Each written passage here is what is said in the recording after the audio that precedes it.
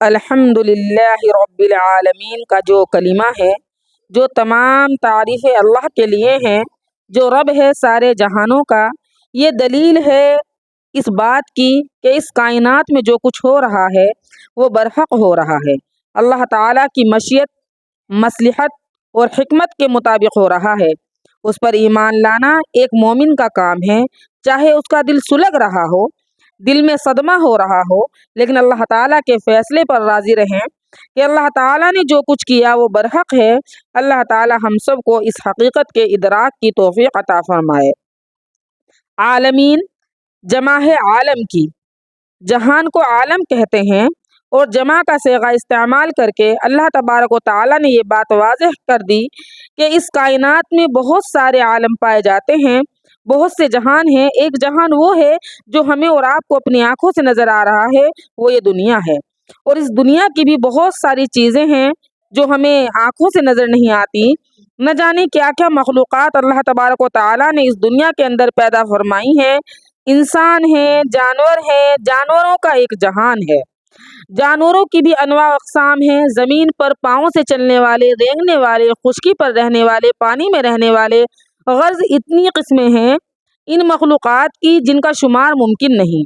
ہمیں زمین کی ظاہری سطح پر جو چیزیں نظر آتی ہیں بس انہی کو جہان سمجھتے ہیں، لیکن سمندر کے اندر، سمندر کی تہہ میں کیا جہاں پوشیدہ ہے، اکثر انسانوں کو اس کا پتہ نہیں۔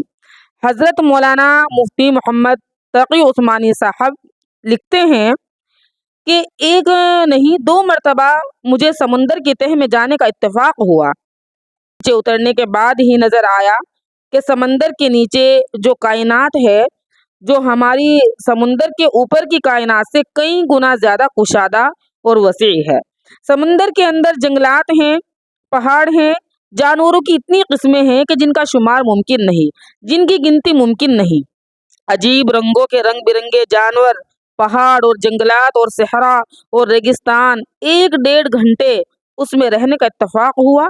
کائنات کا ایک عظیم جہان ہے جو اللہ تعالیٰ نے دکھایا، غرض انسان کی عقل احاطہ نہیں کر سکتی ان مخلوقات کا جو اللہ تعالیٰ نے پیدا فرمائی، اور وہ سارے جہاں اللہ تعالیٰ ہی پال رہے ہیں، وہی ان کی روزی کا انتظام کر رہے ہیں، وہی ان کو پیدا کر رہے ہیں، وہی ان کو پلا اور بڑھا رہے ہیں۔ ان کی ساری ضروریات کی تکمیل سمندر کی تہہ کے اندر ہو رہی ہے۔